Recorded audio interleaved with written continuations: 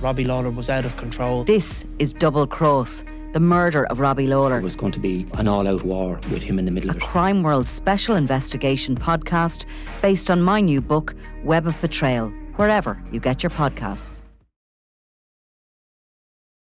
So you're back, Eimear, talking again about bad behaviour in the world of sports. But this is a story we broke, obviously, on Saturday night in the Sunday World, about the PSNI investigating an incident involving Armagh GAA. So basically what we know was that the PSNI have received the report. What do we know about the background? So basically Armagh won the All-Ireland football final in this summer. They beat Galway, which always entitles the winning team to a holiday. So this is funded, I think it's partly funded by the GA headquarters in Croke Park, and then there's fundraising by the particular counties clubs to basically give the players a treat. They've had a tough year, they've won a big tournament and they deserve a holiday. So this happens every year. But basically Armagh, being the All-Ireland winners, they went on an all-expenses paid trip to Miami. This was earlier in November. They went for about a week.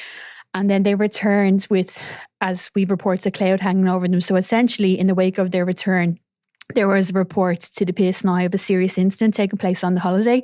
So there would have been 100 people on that trip. So one member of the party has made a report, and the PSNI confirmed to us that they're making inquiries into this. So we don't know, we're not reporting anything about the nature of this report, but we do know that it would have been like the team, so 30 members of the team and family members, senior members of the Armagh County Board, the manager, the background staff, all would have been on this trip.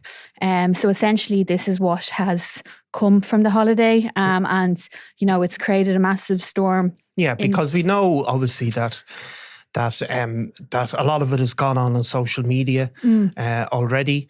Do we know if this incident was reported to the police in the US, or is it just here? Just here. So there was essentially the background is that when the team returned, as I said, there was a cloud hanging over it, and there was wild speculation on social media, as there always is in many cases that can't be reported. But Sunday World had heard and had been investigating this for about a week, and had made a load of different communications to the Armagh County Board, to the Ulster Council, with no avail.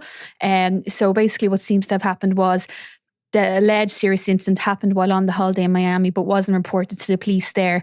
And in the aftermath of them returning, so they would have returned only in the last 2 weeks, the report has since been made to PSNI. The Sunday World, in their inquiries, Stephen Moore heard this and put it to the PSNI, and they confirmed that they're making inquiries. So it was made here, but obviously the jurisdiction where the alleged incident will have to be investigated is Miami. Yeah, because we had a comment on the record from John Boucher, who's the head of the PSNI, very well known and respected officer. And what he has said really is, he was asked about it at a policing conference, and he told RT, there's nothing I can say about this incident. That is something that we will be working with other jurisdictions if they approach us. I want to be really careful. And then he does speak about social media. He says, I think we've all got to be really responsible about what we are saying about this incident at the moment, and just make sure that we were allowed to get on with working with other organisations.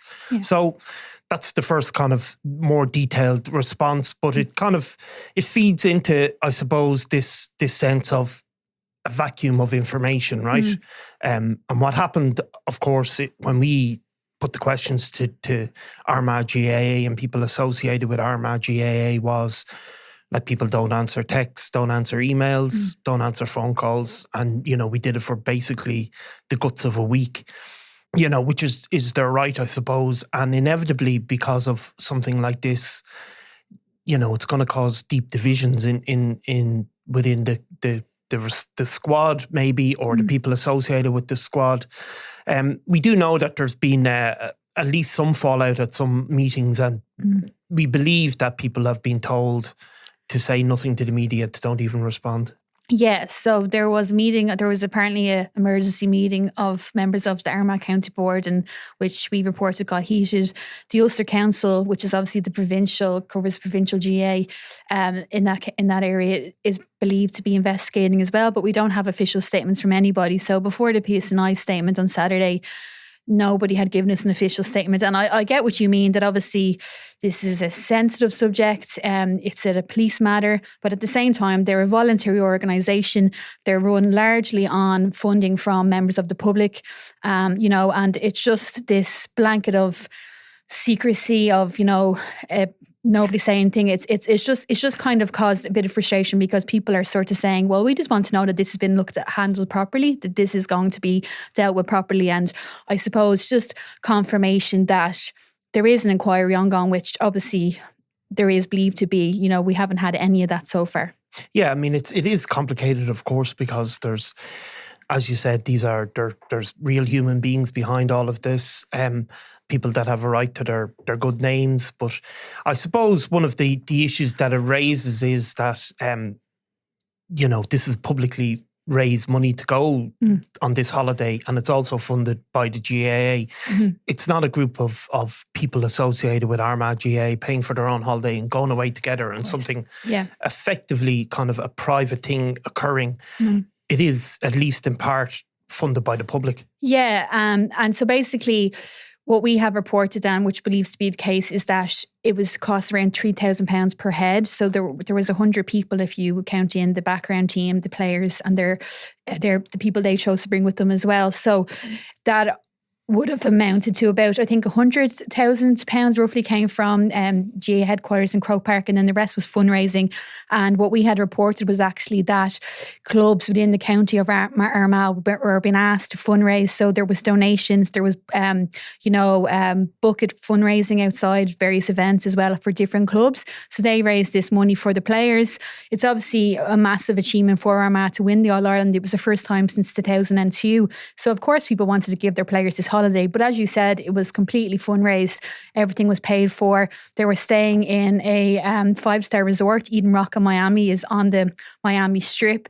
It's been used by celebrities like Elizabeth Taylor. It's really high end. I think it's about €400 a night to stay there. So it was a really, really nice trip.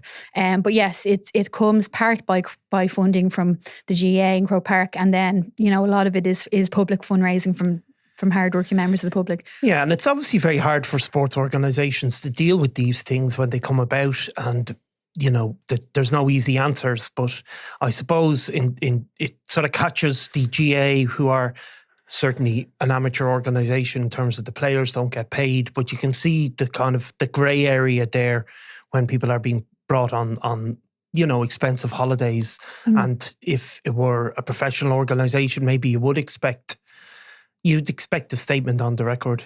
You would, but then I also think, can you expect, because of the public funding that goes into the GAA, can you expect on that basis a statement, or at least some kind of communication for us to know that it's been handled properly? Because I understand that nobody wants to be adding fuel to the fire in terms of speculation. Nobody wants to, if there's people at the centre of this, and nobody wants to be seen to create more stress for them. But at the same time, this had been rumbling on for a couple of weeks. A lot of people knew what was happening. There was a lot of rumours, and we were trying to do a legitimate news story on it, and there was a wall of silence. So fair enough if it's a professional or if it's been privately funded, that's one thing. But you can also make the argument that, this is essentially taxpayers' money partly that's going into it. So do people not deserve to know that there's at least, a coherent investigation underway, or that acknowledgements that they're looking into it and it's going to be handled properly? I suppose that's what people are asking. Yeah, and of course they have their own policies and procedures about all sorts of things. Yeah. Well, look, no doubt it's something that we will come back to as it further develops. And if the GAA decide that it will be appropriate to make a statement, we'll carry that. Yeah, exactly. Yeah. Thanks, Eimear. No problem. Thanks, Dan. I'm Nicola Tallant, and you're watching Crime World, a podcast about criminals, drugs and the underworld in Ireland and across the globe. Make sure you subscribe to our channel and turn on notifications so you can be the first to watch all our latest episodes. You can also listen wherever you get your podcasts.